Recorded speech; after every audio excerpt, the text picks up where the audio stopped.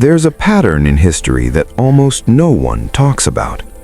Every major empire, Rome, Spain, the Ottomans, Weimar Germany, even the British, they all did the same thing right before things fell apart. They printed money.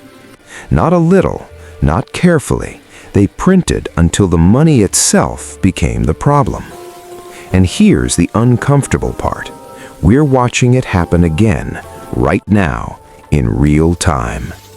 The United States has printed more money in the last 15 years than it did in the previous 200. The European Central Bank is doing the same. Japan's been doing it for decades. China's catching up fast. And every time someone points this out, the response is the same. This time is different. But it never is.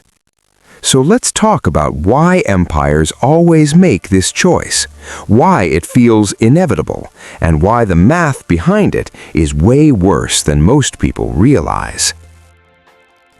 Let's start with a simple question. Why do empires print money? In the first place, because they run out. Not literally. They control the printing press, but they run out of ways to pay for things without raising taxes or cutting spending, and both of those options are political suicide. So they choose the third option, create new money. And at first it works beautifully. You print some money, hand it to the government spends it on roads, wars, healthcare, whatever. The economy gets a boost. People feel wealthier. Politicians get re-elected. No one complains because no one feels the cost yet. But here's the trick. Printing money doesn't create wealth, it just dilutes the wealth that already exists. Imagine you're at a pizza party. There are 8 slices and 8 people. Everyone gets 1 slice. Now imagine the host walks in and says, "Good news, I just declared there are now 16 slices." He didn't bake more pizza, he just cut the existing pizza into smaller pieces. That's inflation. Your slice didn't disappear, it just got smaller. Let's talk about Rome. In 64 AD, Emperor Nero needed money. He'd just rebuilt half of Rome after the Great Fire, and he'd blown the treasury on parties, games, and a golden palace. So he did something clever. Roman coins were made of silver, pure silver, but Nero started mixing in cheaper metals, copper, zinc, while keeping the coins the same size. He didn't print money, he debased it. Same idea, different method. At first, it worked. The government could mint more coins with the same amount of silver. More coins meant more spending. But people aren't stupid. Merchants figured it out. They started charging more coins for the same goods because they knew the coins were worth less. By 200 AD, Roman coins were only 5% silver. Prices had skyrocketed. The army demanded higher pay. The empire couldn't afford it. And that's when Rome started collapsing from the inside. Not because of barbarians, not because of moral decay, because the money stopped working. Spain did the exact same thing in the 1500s. They just discovered the Americas. Gold and silver were pouring in from mines in Bolivia and Mexico. Spain was the richest empire on earth.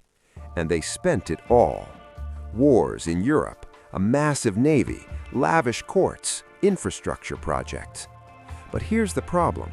All that gold and silver flooding into Spain caused massive inflation. Prices quadrupled in 50 years. Spanish merchants couldn't compete with cheaper goods from France and England. The economy stagnated. And even though Spain had all the gold in the world, they went bankrupt 4 times in 60 years. Because money is only valuable if people believe in it. And when there's too much of it, belief starts to crack.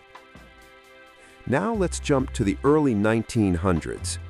Germany just lost World War I. The Treaty of Versailles says they owe 132 billion gold marks in reparations. That's roughly $450 billion today. Germany doesn't have it. They'd spent everything on the war. Their economy is in shambles, so they start printing money to pay the debt.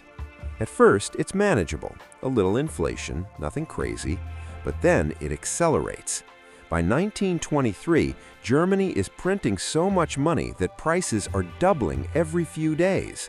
A loaf of bread that cost 250 marks in January costs 200 billion marks by November. People are carrying money in wheelbarrows, not to buy a car, to buy groceries. Workers demand to be paid twice a day so they can spend the money before it loses value. And this is where it gets dark. Savings are wiped out overnight. Pensions become worthless. The middle class disappears. People lose faith in everything: government, banks, money itself.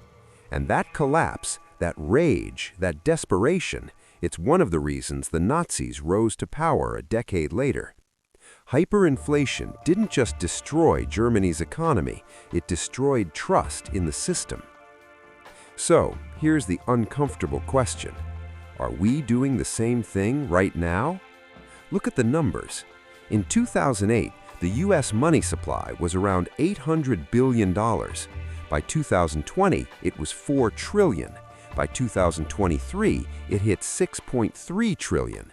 That's not a typo. We increased the money supply by nearly 8 times in 15 years. The Federal Reserve calls it quantitative easing, which is a fancy way of saying we printed money and bought government bonds with it. The logic was sound. After the 2008 financial crisis, banks weren't lending, the economy was frozen, so the Fed injected money to get things moving. And it worked, sort of. The stock market recovered, housing prices rebounded, unemployment